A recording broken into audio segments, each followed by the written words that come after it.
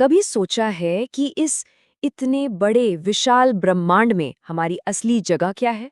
आज हम एक ऐसे पैमाने को समझने वाले हैं जो सभ्यताओं को उनकी एनर्जी की खपत के हिसाब से रैंक करता है।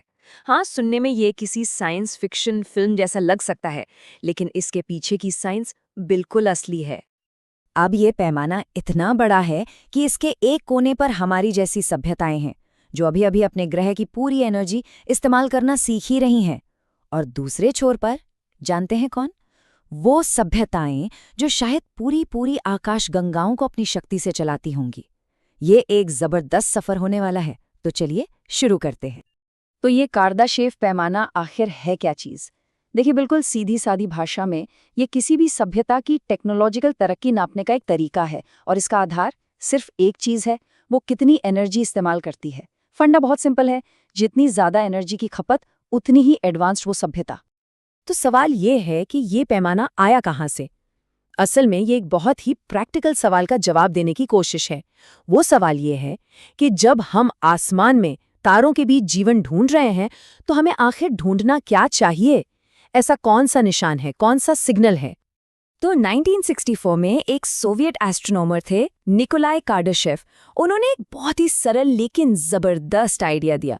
उन्होंने कहा कि कोई भी एडवांस्ड सिविलाइजेशन बहुत बहुत ज़्यादा एनर्जी इस्तेमाल करेगी, और इस एनर्जी के इस्तेमाल से गर्मी और रेडियो सिग्नल जैसे निशान पैदा होंगे, जिन्हें हम अपने टेलीस्कोप से पकड़ सकते हैं।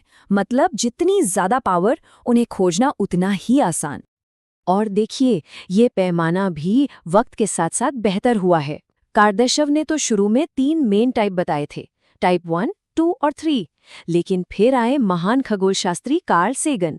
उन्होंने इस स्केल को और भी काम का बना दिया। कैसे? उन्होंने इसमें डेसिमल यानी दशमलव जोड़ दिए। इससे हम अपनी जैसी जो अभी विकास कर रही सभ्यताएं हैं, उन्हें भी इस स्केल पर रख सकते हैं। और इसी वजह से हम जानते हैं कि 2020 में हम इंसान लगभग 0.7276 के लेवल पर थे। तो आइए अब इस एनर्जी की सीढ़ी के अलग अलग पायदानों को थोड़ा करीब से देखते हैं और समझते हैं कि इस कॉस्मिक स्केल पर हम इंसान आखिर खड़े कहाँ हैं। सबसे पहले है टाइप 1 सभ्यता। ये वो सभ्यता है जो अपने पूरे ग्रह पर मौजूद हर तरह की एनर्जी का इस्तेमाल कर सकती है। मतलब सोलर, विंड, जियोथर्मल, सब कुछ। ये इतनी ज्यादा एनर्जी है 10 के आगे 16 जीरो वॉट्स कि आज हम इंसान जितनी एनर्जी इस्तेमाल करते हैं, ये उससे करीब करीब 10,000 गुना ज्यादा है। अब एक ऐसी छलांग की कल्पना कीजिए जो दिमाग को हिला दे। टाइप 2 सभ्यता अपने पूरे के पूरे तारे की एनर्जी को कंट्रोल करती है। जरा सोचिए, हमारे सूरज से निकलने वाली हर एक किरण को कैप्चर करना और उसे इस्तेमाल करना। ये है 10 के आगे 26 जीरो वॉट्स, मतलब टाइप 1 से भी 10 अरब गुना ज्यादा पावरफुल। और फिर आती है फाइनल कैटेगरी, टाइप 3। ये सभ्यता अपनी पूरी आकाशगंगा की ऊर्जा का इस्तेमाल करती है। ये नंबर इतना बड़ा है, इतना बड़ा कि इसे समझना भी लगभग नामुमकिन है। 10 के आगे 36 जीरो वॉट्स। ये अरबों खरबों तारों की मिलीजुली शक्ति है जो सिर्फ एक सभ्यता के कंट्रोल में है। उन बड़े बड़े ब्रह्मांडीय नंबरों के बाद चलिए वापस जमीन पर आते हैं और देखते हैं कि हम कहाँ हैं। 2020 के हिसाब से मानवता का स्कोर है 0.7726। हम अभी टाइप 1 भी नहीं बने हैं। ये हमें याद दिलाता है कि एक प्रजाति के तौर पर हमारा सफर तो अभी बस शुरू ही हुआ है। तो हम टाइप 1 बनेंगे कब? अनुमान ये कहते हैं कि इसमें अभी कई सदियां लग सकती हैं, शायद 2300 और 2400 के बीच कहीं। 2060 तक भी हम मुश्किल से 0.7449 तक ही पहुंच पाएंगे। हाँ, एक उम्मीद है। अगर हम न्यूक्लियर फ्यूजन जैसी कोई क्रांतिकारी टेक्नोलॉजी बना लेते हैं, तो ये सफ़र थोड़ा तेज हो सकता है और हम 2100 तक शायद 0.7719 तक पहुंच जाएं। लेकिन एनर्जी की इस सीढ़ी पर ऊपर चढ़ने का मतलब सिर्फ पावर हासिल करना नहीं है, इसकी एक कीमत भी चुकानी पड़ती है। इस पावर को पाने के लिए हमें शायद बहुत बड़ी बड़ी मेगा स्ट्रक्चर्स बनानी पड़े, और इसके कई खतरनाक साइड इफ़ेक्ट्स भी हो सकते हैं। ये एक बहुत बहुत ज़रूरी चेतावनी है। सिर्फ ज़्यादा से ज़्यादा एनर्जी इस्तेमाल करना ही तरक्की नहीं होती। अगर हम इसके साइड इफ़ेक्ट्स को कंट्रोल नहीं करते, तो ये खुद को तबाह करने का रास्ता बन सकता है। हमारा आज का क्लाइमेट क्राइसिस इसका सबसे बड़ा उदाहरण है। ये हमारी एनर्जी की बेगाम भूख का ही तो नतीजा है। टाइप 2 बनने के लिए हमें कुछ ऐसा बनाना होगा जो किसी साइंस फिक्शन फिल्म जैसा लगता है, एक डायसन स्फीयर। सोचिए, एक बहुत बड़ा स्ट्रक्चर जो हमारे सूरज को चारों तरफ से घेर लेगा ताकि उसकी एनर्जी की एक एक बूंद को पकड़ा जा सके। इसे बनाने के लिए हमें शायद मरकरी जैसे पूरे के पूरे ग्रहों को तोड़कर इस्तेमाल करना पड़े और फिर उस एनर्जी को माइक्रोवेव की तरह धरती पर भेजना होगा। ये इंसानी इतिहास का सबसे बड़ा इंजीनियरिंग चैलेंज होगा। पर एक मिनट, क्या किसी सभ्यता की तरक्की को नापने का सिर्फ एक ही तरीका है, एनर्जी? शायद नहीं। चलिए कुछ दूसरे नजरियों पर भी गौर करते हैं। क्या पता हम कुछ गलत नाप रहे हों। और यहीं से एक बहुत बड़ा और परेशान करने वाला सवाल सामने आता है, जिसे फर्मी पैराडॉक्स कहते हैं।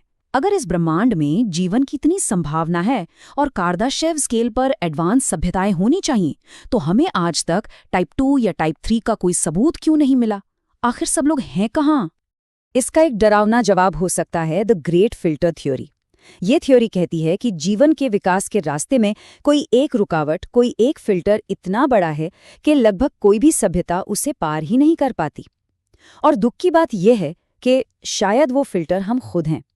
जब कोई सभ्यता खुद को तबाह करने की ताकत हासिल कर लेती है, जैसे हमने न्यूक्लियर हथियारों के साथ करीब 0.6 के लेवल पर किया, तो शायद वही सबसे बड़ी परीक्षा होती है। तो शायद एनर्जी ही सब कुछ नहीं है। हो सकता है तरक्की को मापने के और भी बेहतर तरीके हों। जैसे, क्या कोई सभ्यता अपने पर्यावरण के साथ मिलकर रहती है? क्या वो किसी बड़ी तबाही से खुद को बचा सकती है? या फिर क्या वो एटम्स और क्वार्क्स की छोटी सी दुनिया को कंट्रोल कर सकती है? ये सब भी तो तरक्की के अलग अलग रूप हो सकते हैं।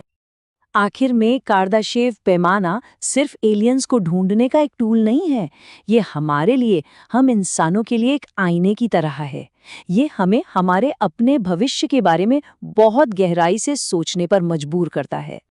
और ये याद रखना बहुत जरूरी है कि इस स्केल पर ऊंचा नंबर होना हमेशा अच्छा नहीं होता। एक पल के लिए सोचिए, अगर हमारी आकाशगंगा में पहले से ही कोई टाइप 3 सभ्यता होती, तो वो इतनी पावरफुल और फैली हुई होती कि उसने शायद हमारे जैसे नए नए जीवन को अपने रास्ते से कब का हटा दिया होता। तो शायद ब्रह्मांड का ये खालीपन ही हमारे लिए सबसे बड़ा आशीर्वाद है। कार्दाशेव पैमाना एक काम का टूल है, लेकिन ये बहुत कुछ नहीं नापता।